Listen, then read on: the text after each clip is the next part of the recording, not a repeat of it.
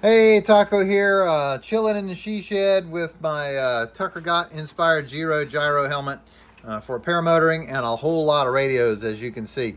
And they all have their uses. This is an actual amateur radio band radio, so it's 2 meters and 70 centimeters, but this one only transmits inside the ham radio band, so you would have to have an amateur radio license to use it. This one over here is a Baofeng, or as we call them in the ham radio community, a trash fang.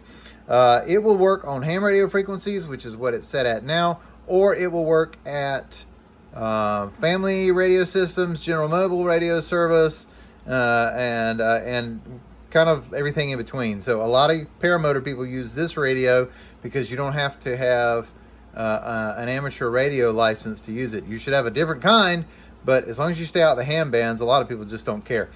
This one is the ICOM A16. This is an actual aviation band radio. That's all this one will transmit in is aviation band, which you need when you're around certain airports. I'm not going to get into airspace, but you need that. And even though my local airport is uncontrolled, they said I am welcome to use my local municipal airport as long as I have a radio so I can listen to other airplanes coming in. So this is a bonus one for me. So I made an adapter for this thing so I can use my local airport, and there it is. I got the different plugs on it for that, and it would normally plug into my helmet cable, which is this zebra stripe one right here.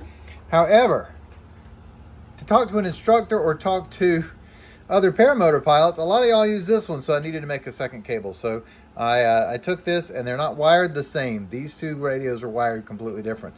So I had to make a separate cable for the helmet for the Baofeng than I have for the ICOM. So these two radios can be used either or, and the adapter cable makes all the difference. So what I did, this is just being a test stand today, so you guys can hear that it works. So I'm going to key up and talk through my helmet microphone. Testing, testing, testing. And sorry about the squeal, but my microphone's right next to the radio, so that's going to happen.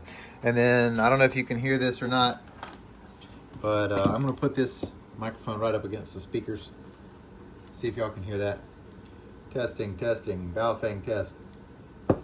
And I don't know if that came through or not, but anyway, so it did light up that it received it. I have tried this with the headset on, and it comes through my helmet just fine. So there you go. So that is these are the two radios I can use in the air. Right now I can't use this one because I don't have an adapter cable for it. I may make one if it turns out I want to do some ham radio stuff from the air and I'm not around other paramotor pilots. I might leave this one at home. But as far as getting instruction back and forth, this will be the go-to radio here. And then once I'm on my own flying around my local airports and local airspace, this will be my go-to radio, and I'll leave this one at home. So a lot of radios, a lot of stuff for my paramotor helmet. Thank you. Remember, rule 1, don't go splat. And that means don't run into other airplanes too.